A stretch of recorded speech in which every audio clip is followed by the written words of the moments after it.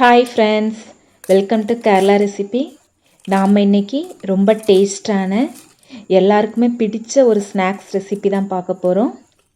Kerala style நேந்திரங்காய் chips பார்க்க போகிறோம். வாங்க வீடியோக்கு போகலாம். அதற்கு 1 கிலோ நேந்திரங்காய் எடுத்து வச்சுருக்கேன். நல்லா காயாக பார்த்து எடுத்து வச்சுக்கோங்க, அப்போ தான் சிப்ஸ் நல்லா டேஸ்ட்டாக இருக்கும். இனி 1 டீஸ்பூன் அளவுக்கு மஞ்சள் தூள் சேர்த்துக்கிடலாம். கூடவே 2 டீஸ்பூன் அளவில் உப்பு சேர்த்து 1/2 டம்ளர் அளவுக்கு தண்ணி சேர்த்து நல்லா கலந்து விட்டுக்கிடலாம். நீங்கள் கடையில் யூஸ் பண்ணுற மஞ்சள் தூள் இருந்துச்சுன்னா 1 டீஸ்பூனே உங்களுக்கு கரெக்டாக இருக்கும். இனி வாழைக்காயை நம்ம க்ளீன் பண்ணி எடுத்துக்கிடலாம். காயில் இப்படி அடிக்கும்போது நல்லா சவுண்டு வரும். இனி இதை மேலே உள்ள தோலை மட்டும் சீவி நம்ம எடுத்துக்கிடலாம். உங்களுக்கு கேரளா ரெசிபி பிடிக்கும்னா இந்த சேனலை சப்ஸ்கிரைப் பண்ணி வச்சுக்கோங்க. கூடவே பெல் பட்டனை கிளிக் பண்ணி ஆல் ஆப்ஷனையும் கிளிக் பண்ணி வச்சுக்கோங்க. காயை நல்லா உரித்து வச்சாச்சு. இதை ஒரு பாத்திரத்தில் தண்ணி வச்சு அதில் நம்ம போட்டுக்கிடலாம். இல்லைன்னா வாழைக்காய் கொஞ்ச நேரத்தில் கருப்பாயிரும். அதனால் இப்படி தண்ணியில் போட்டு வச்சுக்கோங்க.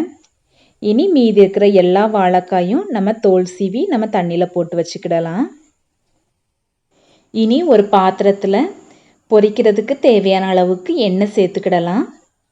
எண்ணெய் நல்லா சூடாகட்டும். அதுக்குள்ளே நாம் ஒரு 2 வாழைக்காயை மட்டும் நல்லா தண்ணி இல்லாமல் க்ளீன் பண்ணிவிட்டு நம்ம சீவி எடுத்துக்கிடலாம். சீவும்போது லைட்டாக சாஃப்டாக சீவிக்கோங்க. ரொம்ப ப்ரெஷ் பண்ணோம்னா ரொம்ப பெரிய பீஸாக அது விழும்.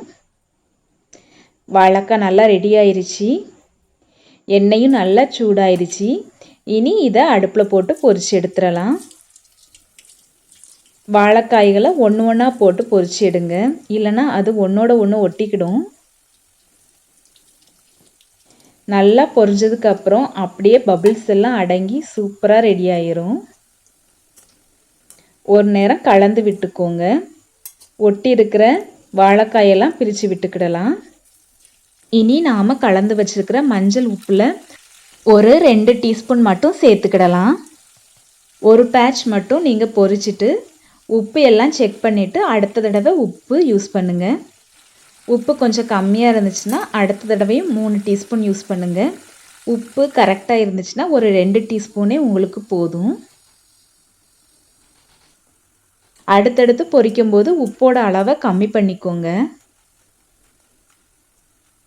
நல்லா பபிள்ஸ் எல்லாம் அடங்கி சூப்பராக ரெடி ஆயிடுச்சு. இனி இதை ஒரு பிளேட்டில் மாற்றிக்கிடலாம். நல்லா மொறு மொறுன்னு கலர்ஃபுல்லாக சிப்ஸ் சூப்பராக ரெடி ஆயிடுச்சு. இதை நீங்கள் வேறு எந்த வாழைக்காயிலையும் பண்ணலாம். ஆனால் அந்த கேரளா ஸ்டைலில் அந்த டேஸ்ட்டு கிடைக்கணும்னா நேந்திரங்காயில் பண்ணுங்கள். இனி அடுத்த பேட்சையும் நம்ம பொரிச்சு எடுத்துடலாம். இதே மாதிரி எல்லா வாழைக்காயும் பொரிச்சு எடுத்துடலாம். பொரிக்கிறதுக்கு கொஞ்ச நேரத்துக்கு முன்னாடி மட்டும் ஒரு 2 காயாக மட்டும் வெட்டி நீங்கள் யூஸ் பண்ணிக்கோங்க. மறக்காமல் ஈரம் இல்லாமல் நீங்கள் யூஸ் பண்ணுங்கள்.